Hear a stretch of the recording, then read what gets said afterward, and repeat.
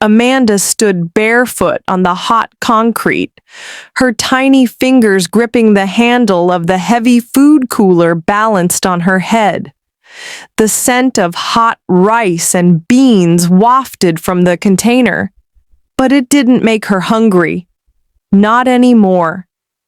Hunger had long been replaced by something deeper, something colder. Her eyes, once bright and curious, now floated blank and distant, like she was watching life from behind a glass wall. She was only 9. Every morning she'd wake up before the sun, bathe in cold water from the backyard drum, and begin her routine. No books, no backpack, no shoes, just a stained wrapper tied around her waist and Felicia's harsh voice echoing from the kitchen. Make sure you finish that cooler today. If you come back with leftovers, you'll sleep hungry. Zara, her half-sister, would be lacing her polished shoes in the same room, her school bag neatly packed with books Amanda once held. She never said much. Just a silent glance, maybe a small wave. But it wasn't her fault. Zara was only a child too, caught in a storm bigger than her understanding. Felicia had made her decision clear. Amanda was no longer a daughter. She was a liability. When Mr. Martins asked about Amanda on his monthly visits, Felicia's smile never faltered. "She's been having a little cough," she would lie sweetly. "I told her to rest this weekend. Don't worry, she's doing well. Very helpful, too." And Amanda, trained in silence, would play along. She'd smile through clenched teeth and nod when her father patted her head. "You're my little helper, right?" he'd say. She'd nod again, not because it was true, but because breaking that moment would destroy him. And Amanda had nothing left to destroy, but her father still had a heart. When the door closed behind Mr. Martins every last Sunday evening of the month, Felicia's mask would vanish like smoke. What followed was worse than hunger. It was humiliation. Felicia would make Amanda kneel on raw rice grains for hours if she dared bring back unsold food. Sometimes she'd withhold dinner, sometimes breakfast too. On the worst days, she wouldn't let Amanda eat for 2, 3, even 4 days straight. "You want to eat?" she'd scoff. "Earn it." But Amanda didn't complain. She didn't cry in front of her. She had learned early that crying was a luxury no one gave or cared for in that house. So instead, she whispered to herself every night in the dark, one day, this will end." And that whisper became her lifeline. Amanda's feet were now rough like stone. She could no longer remember what it felt like to walk on soft ground. Her route was always the same. Through the open market, past the school gates, along the bus park, and back again. The sun knew her name. The dust danced around her ankles. The streets had memorized the rhythm of her tired footsteps. People in the market began to notice her, not with pity, but with exhaustion. "This child again?" they'd mutter. Some gave her coins, others ignored her completely, and a few kind ones would offer her leftover fruit or a bottle of warm water. She would bow, whisper, "Thank you," and walk away with the pride of a queen, even though her ribs showed through her blouse. At home, her world grew darker. Felicia became more cruel with each passing day. When Amanda fell ill from sunstroke one evening, she passed out near the backyard. Zara found her. She cried, shook her, and screamed for Felicia. But Felicia only looked once and said, "Let her sleep. She's pretending." Amanda lay unconscious till midnight, burning with fever and hallucinating. When she finally woke up, her lips were dry, her limbs weak, and her vision blurry. Zara had placed a bowl of water near her. Amanda tried to smile but could barely lift her hand. That night, Zara sneaked into the kitchen and stole a piece of yam. It wasn't much, but for Amanda, it tasted like life itself. The next morning, Felicia found the empty bowl. The slap she gave Zara echoed through the house like a gunshot. Amanda jumped from her mat and knelt between them. "It was me," she lied. "I took it." Felicia looked at her, eyes sharp and full of quiet fury. Then, without a word, she locked Amanda outside the house. For 2 days, rain fell, mosquitoes bit. The cold bit deeper. Zara tried to sneak her bread through the window, but Felicia caught her. This time she didn't slap. She just said, "Next time I'll send you out with her."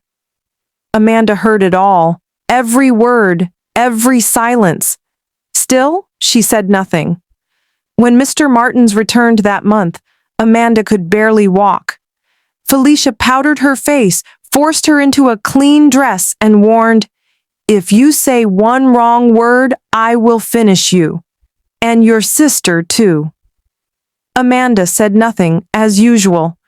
But her father noticed something new. Her smile didn't reach her eyes anymore. That Sunday afternoon, Mr. Martins sat under the mango tree outside the house, sipping warm pap from a metal cup. Amanda sat beside him, unusually quiet, her eyes scanning the sky as if it held the answers she was too afraid to ask. He looked at her. "My princess," he said, placing his hand gently on her head. "Why are you getting thinner each time I come back? Are you eating well?" Amanda smiled faintly and nodded. "Yes, Daddy." But he didn't believe it. Something in her voice was broken, like a guitar string tuned too tight. That evening, Mr. Martins announced he would stay for the entire week. Felicia dropped a spoon from her hand. That's wonderful," she said, but her face cracked like dry earth. She tried to laugh it off, but her eyes betrayed her panic. He smiled. "I've applied for leave. I want to rest and spend time with my daughters. It's been too long." For the first 2 days, Felicia faked her usual sweetness. She cooked lavish meals, kept Amanda in the background, and filled the house with praise songs and long stories about how Amanda was so stubborn and how she tried to make her a good girl. But on the 3rd day, Mr. Martins said something unexpected. "I want to take Amanda to the city for a few days, just me and her." Felicia almost dropped the pot. "Why?" she asked. "She's been looking weak," he said simply. "Maybe a little change of environment will help." Felicia laughed nervously. "City life is not for her, darling. She doesn't even speak well, and you know food is expensive there." But Mr. Martins had made up his mind. "She's my daughter," he said, "and I need to know her." Amanda heard this from the hallway. Her heart beat so loud she thought it would knock the house down. That night, Felicia crept into Amanda's corner. "You will go and tell him you don't want to go, or I swear, when you come back, I will make sure your body forgets how to walk." Amanda stared at her. "I'll go," she whispered. "What?" Felicia snapped. "I said I'll go." Amanda didn't sleep that night. Neither did Felicia. One was scared, the other was shaking with hope. The next morning, just before sunrise, Mr. Martins and Amanda boarded a rickety inner-city bus. Amanda clutched a small nylon bag containing 2 dresses and a pair of worn sandals. The road was bumpy, but for the first time in her life, Amanda saw it as beautiful. Every pothole felt like distance being created between her and misery. They arrived in the city by mid-afternoon. The noise, the rush, the scent of roasted corn and engine oil. Everything overwhelmed Amanda. But her father held her hand tightly. "You'll be all right," he said. "I just want you to breathe."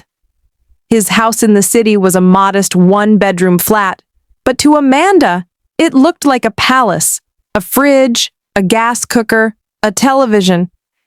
She had never seen so many wonders in one place. That night, for the first time in years, she ate a proper meal on a table and slept on a real mattress. But Mr. Martins was no fool. The more time he spent with Amanda, the more he noticed the small things. The way she flinched when someone raised their hand. The way she hesitated before reaching for food, as if waiting for permission. The way she panicked when the electricity flickered off. He watched her closely, and then, one day, while Amanda was taking her bath, he noticed faded scars on her back. His hands trembled. He waited for her to dress, then called her gently. "Amanda," he said, trying to keep his voice steady. "What happened to your back?" She froze. He moved closer. "Did someone hurt you?" Her lips quivered. Her fingers twisted the hem of her shirt. Then, in a voice so small it nearly disappeared in the air, she whispered, "Stepmother." Mr. Martin sat back, his whole body tense. "What do you mean?" Tears streamed down Amanda's face. "She stopped sending me to school. She made me sell food. She beat me. She locked me outside for days. She gave me nothing. Zara tried to help, but..." Her words trailed off. Mr. Martins didn't say a word. For a long time, he just sat there, his hands clenched, his eyes burning. Then he said just one thing, "I will fix this." The next few weeks were quiet, but purposeful. Mr. Martins didn't storm back to the village or call Felicia in rage. Instead, he made calls. Long ones, silent ones, to lawyers, to old friends, to a cousin who worked with a government agency that protected children's rights. Amanda, meanwhile, began adjusting to her new life. She was enrolled in a local public school. She wore a uniform again, held books again. She smiled more often now, laughed occasionally, but there was still a heaviness in her eyes that no amount of sunlight could fully chase away. One evening, as they shared dinner, Amanda looked at her father and asked, "Will I ever see Zara again?" Mr. Martin sighed. "Soon, but this time, I won't leave you behind." Then came the day. With documents in hand and two plainclothed social workers beside him, Mr. Martins returned to the village. He didn't warn Felicia, didn't announce his arrival. He walked straight to the house, Amanda's old prison, and knocked. Felicia opened the door, surprised. "Ah, darling, you didn't say you were coming. I would have..." "Where's Zara?" he asked coldly. Felicia blinked, taken aback. "She's at school. Is something wrong?" He stepped past her, the social workers following behind. In minutes, they searched the house, questioned the neighbors, and confirmed everything Amanda had said. The signs were all there. Neighbors whispered truths they had kept hidden for years.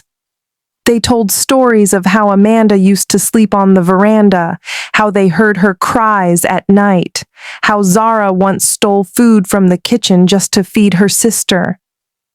Felicia's lies crumbled fast, and when Zara returned from school, her uniform dusty, her eyes widening with shock at the strangers in her home, Mr. Martins knelt before her, pulled her into a tight hug, and said, "You're coming with me." That day, Felicia was taken in for questioning. The community watched in silence, unsure whether to cheer or stay quiet. Back in the city, Amanda and Zara were finally together again. And for the first time in forever, they both felt free. Zara's arrival changed everything. She ran into Amanda's arms, and they stood in the living room of their father's small apartment, crying without words. All the pain, The hunger, the confusion, poured out silently between them. Mr. Martin stepped back and watched, his heart both heavy and relieved. In the following days, the sisters adjusted slowly. Zara struggled to sleep through the night at first, waking up thinking she still had to tiptoe around the kitchen for food. Amanda, too, sometimes hesitated before speaking, as if afraid her words might cause punishment. But little by little, the house became a home. Mr. Martins kept his promise. He didn't disappear again. He took a lower-paying job that let him stay closer. The apartment wasn't big, but it was warm, clean, and filled with something none of them had felt in years: peace. One rainy afternoon, the three sat on the balcony, watching water slide down the railings. Amanda, flipping through a school book, said softly, "Do you remember the first time you stole food for me, Zara?" Zara laughed. "I thought I'd die that day. Felicia nearly caught me, but you looked so hungry I couldn't help it." Amanda smiled. "You saved me." "No," Zara replied. "We saved each other." Their bond, once bent under pain, was now sealed in love. Amanda began writing, not school essays, but their story. At night, she would scribble in a notebook Mr. Martins bought her from a roadside vendor. She wrote about hawking rice under the sun, about empty plates and full eyes, about a sister who shared punishment just to share love. Page after page poured out of her like water finally breaking through stone. One of her teachers read her work and was stunned. "This isn't just writing," the teacher said. "This is a voice the world needs to hear." And that's how Amanda's story found its way to a national writing competition for teens.